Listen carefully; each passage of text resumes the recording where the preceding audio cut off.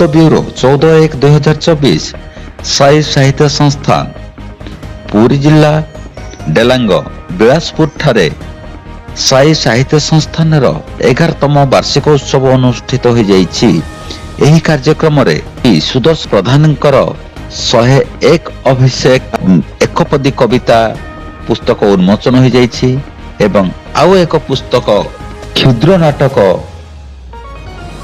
ସମାଜ ଉପଦେଶାଧର୍ମୀ ନାଟକ କବି ବଙ୍ଗୁ ରାଉତଙ୍କର ଦ୍ୱାରା ରଚିତ ବିଶ୍ୱସଂହାର ପୁସ୍ତକ ଉନ୍ମୋଚିତ ହୋଇଯାଇଛି। ଏହି କାର୍ଯ୍ୟକ୍ରମରେ ନାଟ୍ୟକାର ସାହିତ୍ୟିକ ଅବସରରତ ଶିକ୍ଷକ ଶ୍ରୀଯୁକ୍ତ ରବି ନାରାୟଣ ଷଡଙ୍ଗୀ ଉଦ୍ଘାଟକ ଭାବରେ ଉପସ୍ଥିତ ଥିଲେ। ମୁଖ୍ୟ ଅତିଥି ଭାବରେ ପାରାଦୀପ ବନ୍ଦରର ପ୍ରାକ୍ତନ ସଚିବ ସାହିତ୍ୟିକ ସାମ୍ବାଦିକ ଏବଂ ଆଇନଜୀବୀ ଭାବରେ ସୁପରିଚିତ ଶ୍ରୀଯୁକ୍ତ ପ୍ରଭାତ କୁମାର ନନ୍ଦ ଉପସ୍ଥିତ ଥିଲେ। ସଭାପତି ଭାବରେ ଶ୍ରୀଯୁକ୍ତ ସାଧୁଚରଣ ବେହେରା ସଭାକୁ ପରିଚାଳନା କରିଥିଲେ।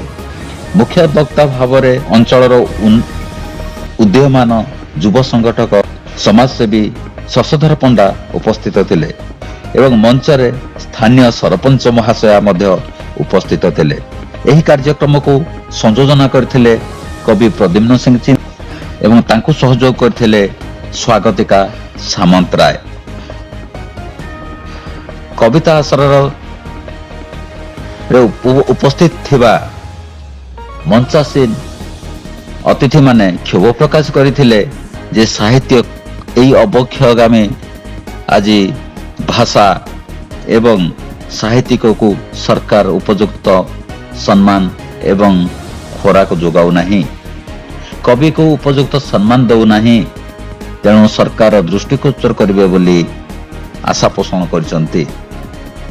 ସଭା ଶେଷରେ ଅନୁଷ୍ଠାନର ସମ୍ପାଦକ ସୁଦର୍ଶନ ପ୍ରଧାନ ଧନ୍ୟବାଦ ଅର୍ପଣ କରିଥିଲେ ଏବଂ ସଭାଟିକୁ ସାଙ୍ଗ କରିଥିଲେ।